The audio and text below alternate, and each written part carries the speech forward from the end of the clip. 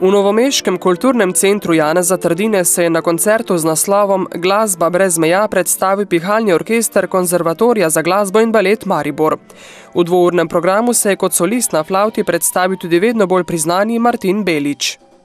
Kot zanimivost, glavna atrakcija današnjega programa je bil ravno Shades of Syrinx, ta solo skladba za flavto in pihalni orkester z mojstrom Martinom Beličem. Je skladba, ki prinese neko svežino v to zvrst. To je ena skrajnost, druga skrajnost so armenski plesi, ki so izvirajo iz tematike Armenije. To je bila druga skrajnost, potem je bila naslednja skladba, ki smo igrali, je bila Music of the Spheres. Skladba dejansko predstavlja nastanek vesolja. Čajkovski, 1812 uvertura, klasika. Ni bila težka. To je že bilo naštudirano, to je že na mojem repertoarju. Sem pa zelo vesel, da sem kot bivši dijak imel čast igrati z orkestrom glasbene gimnazije v Mariboru.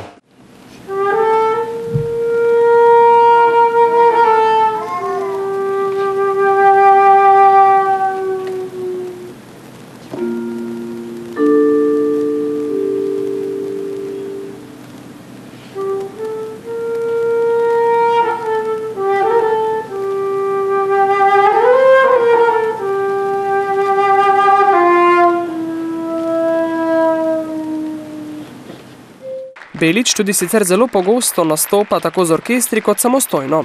Ker živim v tujini, imam sicer reden stik z Slovenijo.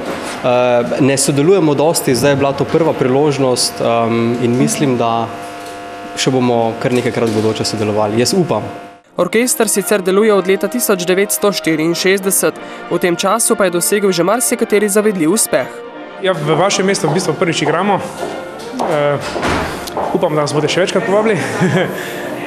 V našem orkestru sicer igra kar nekaj dijakov, ki so iz vaših krajev, in so odlični glasbeniki in seveda s takim koncertom se nadejamo, da bomo dobili še več odličnih glasbenikov z vaših krajev na naš konzervatorij glasbeni. Orkester je že traja vrsto let, mnogo let nazaj je zmagoval že na raznih tekmovanjih po Evropi.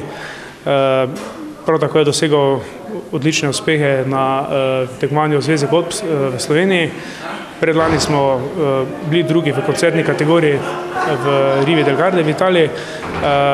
Lani pa smo tudi izdali prvo zgoščenko s programom. Nekaj od tega ste danes tudi slišali. Kako pravzaprav pa je vidna vloga orkestra znotraj Konzervatorija za glasbo in ples? Jaz mislim, da deluje predvsem motivacijsko. In pa tukaj mladi glasbeniki dobijo prve korake in izkušnje z igranjem v orkestrih, ki jih čaka pol svoj profesionalni karieri. Sicer pa so menili že več kot 3 meseci, odkar je Maribor skupaj s partnerskimi mesti Evropska prestolnica kulture. Po mojem osebnem prepričanju bi lahko mogoče v širšem evropskem prostoru malo bolj promovirali ta projekt, sicer pa sigurno poneso ime teh občin, ki so tu vključene v evropski prostor in upamo, da bomo od tega tudi, ne samo v tem času, tudi kasneje kaj odnesli, imeli kako kulturno korist od tega. Za katere inštrumente pa je med mladimi največ zanimanja?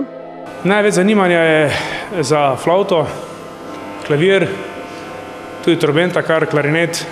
Najmanj zanimanja v bistvu za nizka trobila, in kar je tudi fizično pogojeno, z otroci mali ne morejo ravno s tubo začeti, ker je težek inštrument.